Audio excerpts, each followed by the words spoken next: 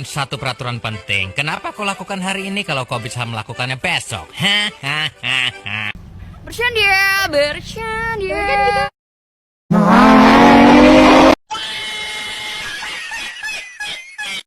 Anda ingin sukses? Anda ingin maju? Anda ingin berhasil? Ya, jangan menyerah. Tekun, giat, semangat. Oh, hai. Sudah kenal maka tak sayang, sudah kenal kok menghilang. Just kidding, forever, underpass, fly off. Oke, dah on nih.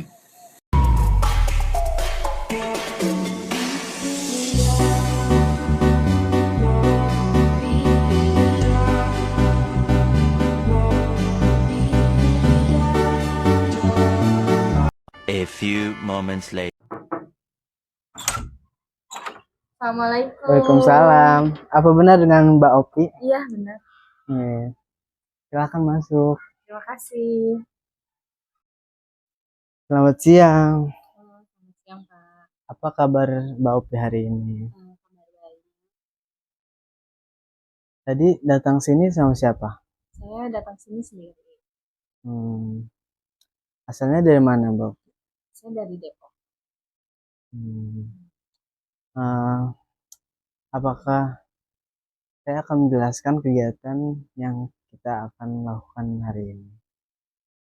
Yang kita lakukan hari ini adalah kegiatan konseling, di mana hanya ada kita berdua di ruangan tertutup secara face to face. Nah, apakah Mbak Opi sebelumnya pernah melakukan kegiatan konseling? Kebetulan ini adalah sesi konseling pertama saya. Pertama kalinya dengan Bapak. Terima kasih telah memilih saya sebagai konselor pertama Mbak Opi. Selanjutnya saya akan memaparkan beberapa asas-asas yang perlu kita sepakati. Yang pertama ada asas kerahasiaan. Saya telah disumpah untuk menjaga rahasia klien. Jadi semua cerita maupun masalah yang Mbak Opi ceritakan kepada saya akan menjaga kerahasiaannya. Nah, jadi apakah Mbak Opi sudah percaya kepada saya? Ya, saya sudah percaya dan juga ya. Yang kedua ada asas kesukarelaan.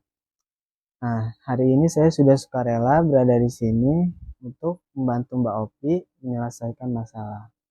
Apakah Mbak Opi juga sudah sukarela dari sini?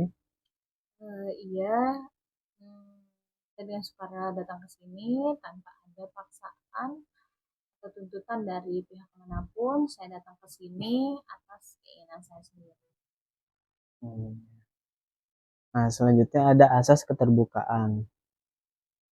Karena Mbak Opi sudah percaya dan juga sudah sukarela, saya harap Mbak Opi tidak menutup-nutupi masalah yang sedang dialami.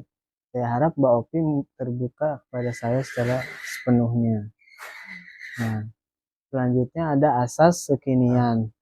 Masalah yang Mbak Opi hadapi hari ini maupun di masa lalu, semuanya yang masih mengganjal hingga saat ini, saya harap Mbak Opi menceritakan semuanya pada saya. Selanjutnya ada asas kemandirian. Semua keputusan, semua kuasa ada di tangan Mbak Opi. Saya di sini hanya membantu Mbak Opi menyelesaikan masalah. Sampai sini, apakah ada yang ingin diceritakan kepada saya? Jadi begini Pak, saya merasa akhir-akhir ini saya merasa stres karena pekerjaan saya. Apa yang membuat Mbak Opi stres dalam pekerjaan?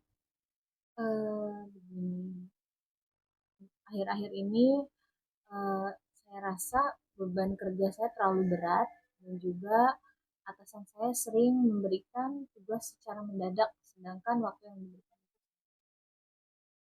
Itu jelas membuat kewalahan. Ini sudah berlangsung beberapa lama.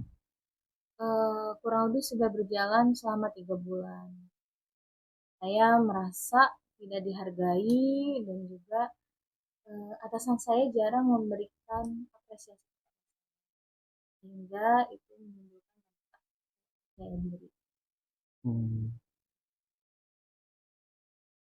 Itu jelas membuat tertekan. Jadi beban tugas yang berat dan juga kurangnya apresiasi dari lingkungan sekitar membuat Mbak Opi menjadi tertekan ya. Dan juga saya sering begadang karena untuk demi menyelesaikan pekerjaan saya. Apa yang Mbak Opi alami hari ini adalah sama halnya juga banyak dirasakan oleh pekerja lainnya. Jadi terutama saat tanggung jawab lebih besar, menjadi lebih besar. Saya ingin membagi pengalaman pribadi saya. Dulu waktu saya memulai pekerjaan, saya juga sering mendapatkan tugas mendadak dari atasan saya. Saya juga sama seperti Mbak Opi, kewalahan. Jelas itu membuat tertekan. Tetapi saya dari situ kemudian belajar bahwa pentingnya untuk mengomunikasikan kebutuhan dan batasan saya dengan cara yang baik. Lalu bagaimana cara ibu mengatasinya? Saya takut dianggap tidak kompeten ketika saya mengatakan tidak. Itu awalnya juga saya rasakan. Jadi saya menjelaskan secara jelas kepada atasan saya bahwa sudah ada prioritas tugas yang telah diberikan kepada saya.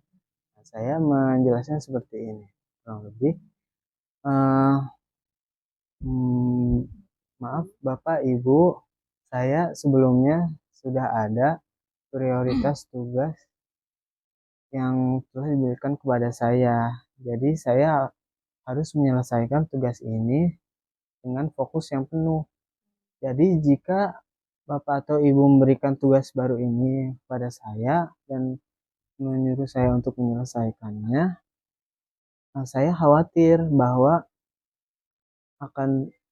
tugas ini nantinya akan saya selesaikan secara tidak maksimal.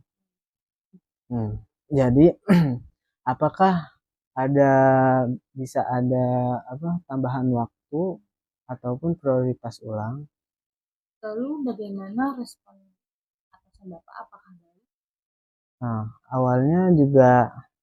Awalnya tidak semua baik, tapi dengan kejujuran dan tanggung jawab saya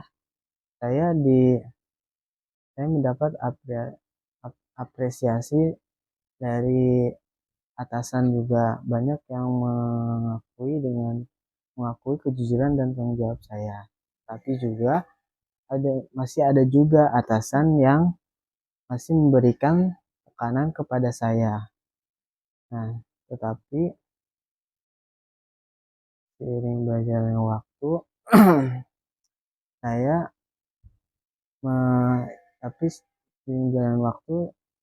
cara ini malah menjadikan saya lebih kontrol terhadap pekerjaan saya.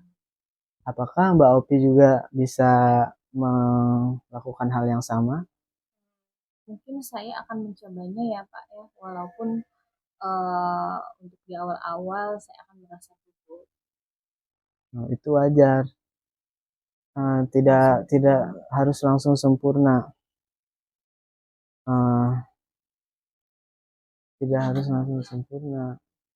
Jadi, tapi itu setidaknya menghormati atasan. Dengan cara itu juga Mbak Opi menjadi lebih menghargai diri sendiri dan juga lebih menghormati atasan.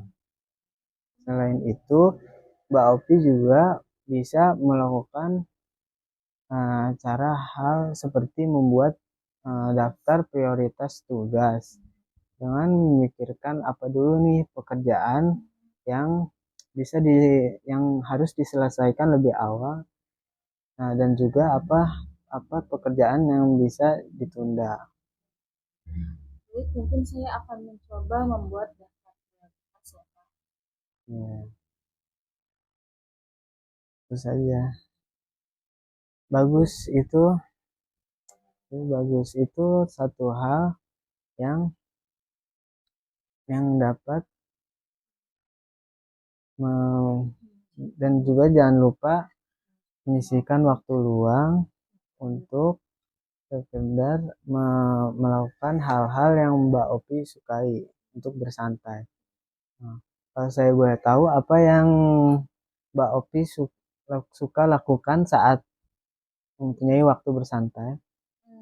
Saya ketika sedang memiliki waktu luang, saya lebih enjoy untuk menghabiskan waktu sendiri seperti perpustakaan sendiri atau sekedar duduk di kafe sendiri sambil menikmati suasana di tempat tersebut atau sekedar menonton film. Tapi akhir-akhir ini saya hampir tidak sempat melakukannya karena memang pekerjaan yang begitu banyak.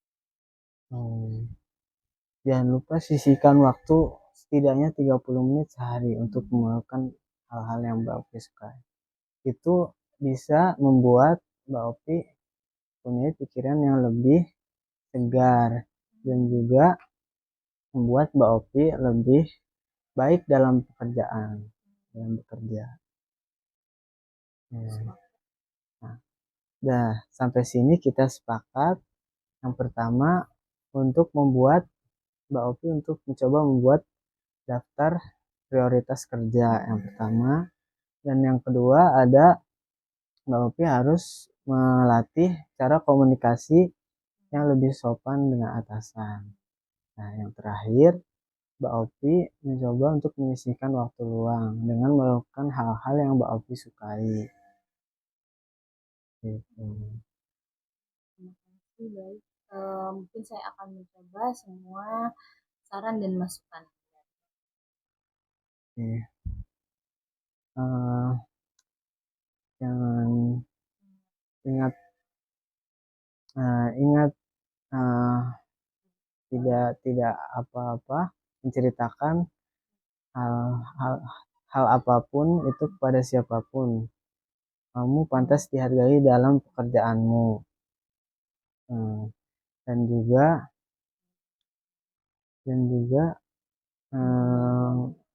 jangan ragu untuk meminta bantuan terhadap orang lain.